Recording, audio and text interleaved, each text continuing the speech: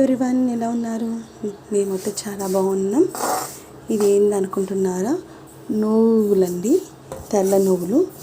ఇలా నువ్వులు వేడి చేసి కొంచెం చల్లారిన తర్వాత పొడి చేసి పిల్లలకి అన్నంలో ఫస్ట్ ఒక 2 స్పూన్స్ వేసి పెడితే చాలా బాగుంటుందండి. పిల్లలకి ఆరోగ్యం కూడా.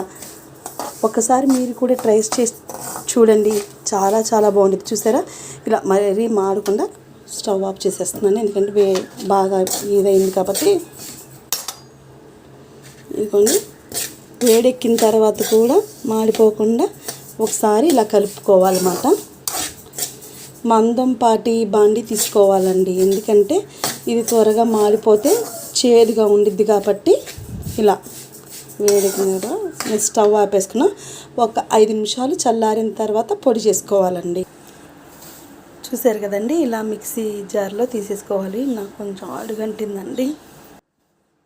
ఇది మనం ఇప్పుడు పొడి చేసేసుకుందాం అన్నమాట.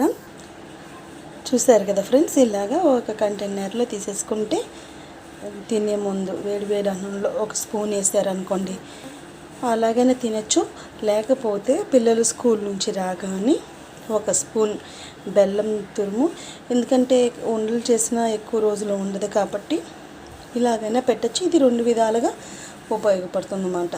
ఒకటి వేడి అన్నంలో వేసుకొని కొంచెం నెయ్యి వేసుకొని తిన్నా పిల్లలకి చాలా యూజ్ఫుల్గా ఉంటుంది. అలాగే కొంచెం బెల్లం, కొంచెం పొడి వేసుకొని తిన్నా బాగుంటుంది. ఒకసారి మీ ఇంట్లో కూడా ఒకసారి ట్రై చేసి చూడండి. నచ్చితే లైక్ చేయండి, షేర్ చేయండి, సబ్స్క్రైబ్ చేయండి. Bye friends.